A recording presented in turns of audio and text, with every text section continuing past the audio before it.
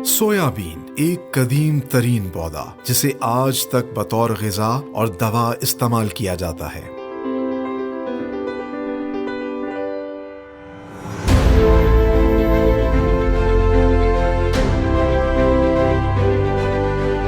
जदीद दौर में सोयाबीन के फ़वाइद को मद्देनजर रखते हुए माहिरीन ने इससे सोया मिल्क और दीगर वैल्यू एडेड प्रोडक्ट्स तैयार की।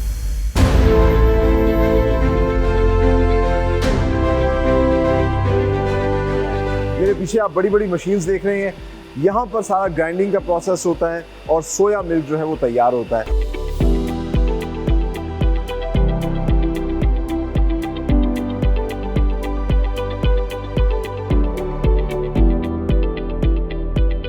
जो आप डेयरी मिल्क से जितने प्रोडक्ट्स बना सकते हैं आप इससे वो भी बना सकते हैं।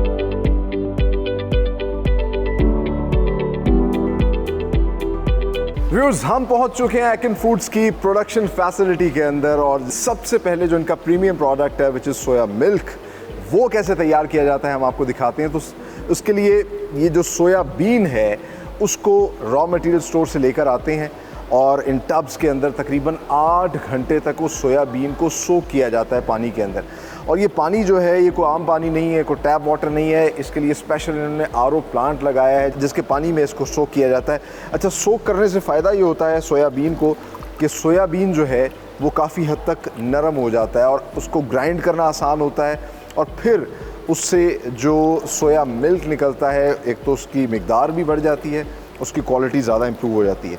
आइए अब आपको इनके ग्राइंडिंग सेक्शन में लिए चलते हैं।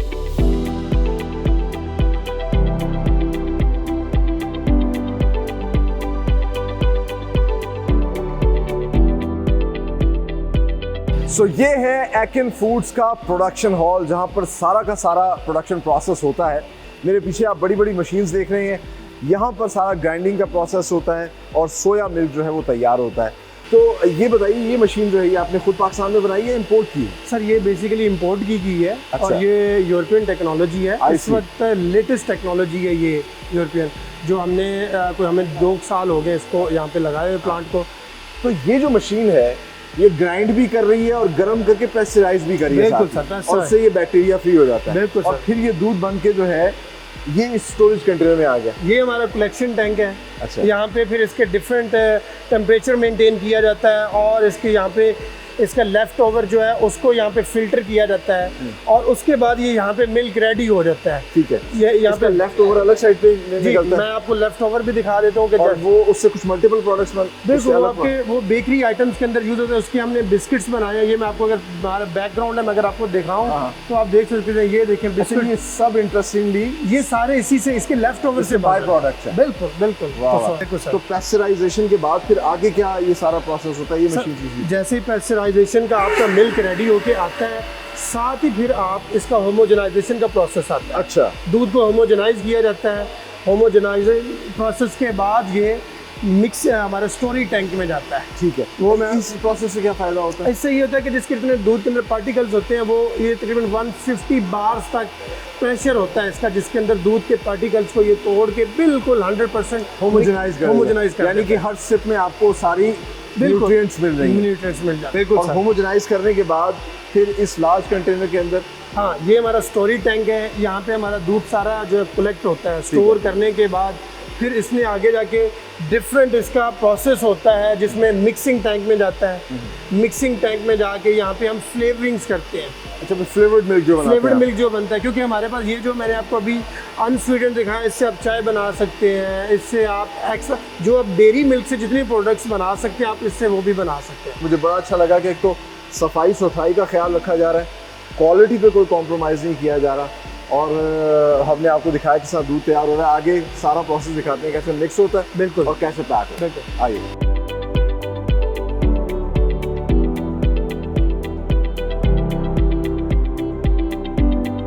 ग्राइंडिंग सेक्शन में सोयाबीन को ग्राइंड करके किस तरीके से सोया मिल्क तैयार किया जाता है हमने आपको दिखाया और साथ ही साथ जो उसका वेस्ट निकलता है जो कि एक बाय प्रोडक्ट है सोयाबीन का, इसको ओकरा कहते हैं। और इंटरेस्टिंगली आप कह सकते हैं कि ये ड्राइड पल्प है इसका।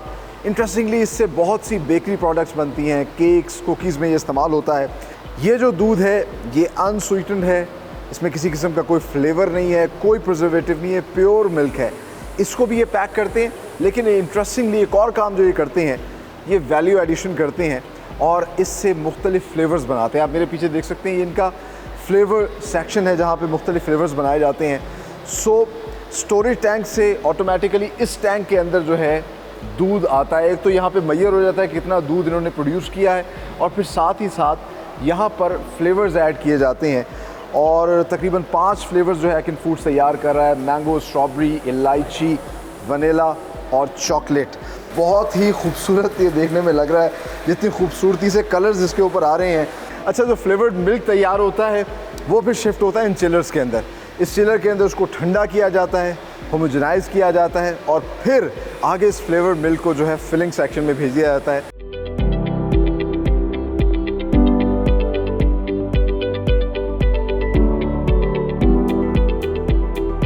यूरोपियन मशीन है जिसके अंदर ये फ्लेवर्ड मिल्क ये सक करती है एक प्रेशर के ज़रिए, और फिर इन बॉटल्स के अंदर डाल देती है, और फिर ये बॉटल जो है आगे आगे शिफ्ट होना शुरू होती है। साथ ही एक एक्सपर्ट वर्कर यहाँ पर होता है ताकि वो तमाम तर इस प्रोसेस को जो है उसका मुआयना करता रहे। ये बॉटल्स ट्रेवल होकर आती हैं, चेक किया जाता है कि कहीं कोई बाहर दूध तो नहीं गिरा हुआ, उसकी सफाई, उसकी आप कह लीजिए क्वालिटी कंट्रोल भी साथ साथ हो रहा है।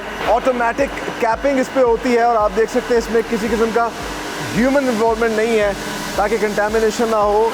बॉटल्स जो ऑटोमेटिकली बंद होती हैं, और बंद होने के बाद ये बॉटल्स फिर इस इंडक्शन सीलर मशीन के नीचे आती हैं, जहाँ पर फिर इन पर सील अप्लाई की जाती है।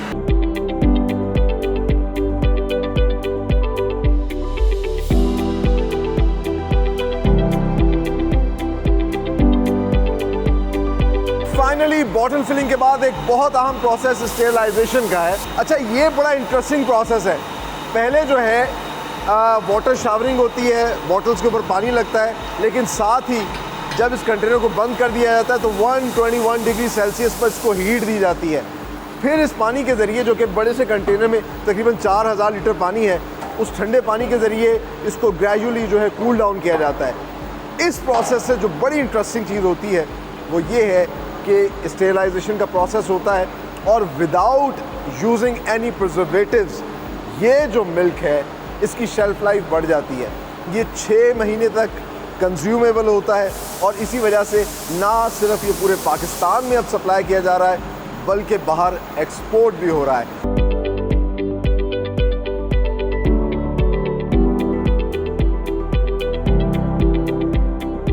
व्यूअर्स, आपने देखा फ्रॉम फैक्ट्री टू शेल्फ, हमने आपको दिखाया किस तरह सोया मिल्क तैयार किया जा रहा है पाकिस्तान के अंदर, और यहाँ पर स्टोर्स तक, शेल्फ्स तक पहुँचाया जा रहा है आपके पसंदीदा फ्लेवर्स में, चाहे वो वनीला है, इलायची है, चॉकलेट है, मुझे बड़ा पसंद है, और अपना स्ट्रॉबेरी, मैंगो।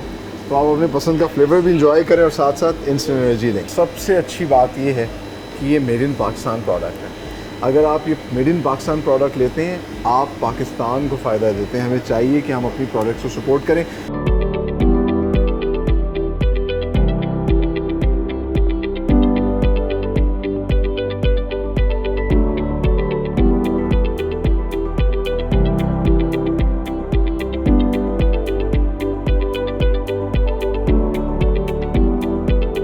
यही प्रोडक्ट्स एक्सपोर्ट्स होंगी, और जितने भी ओवरसीज़ पाकिस्तानी हमें देख रहे हैं, मैं हर दफ़ा यही मैसेज देता हूँ कि it's a win win situation. In products को अपने ममालिक में इंपोर्ट करें, आपको भी फ़ायदा होगा, पाकिस्तान की एक्सपोर्ट्स बढ़ेंगी, पाकिस्तान को भी फ़ायदा होगा।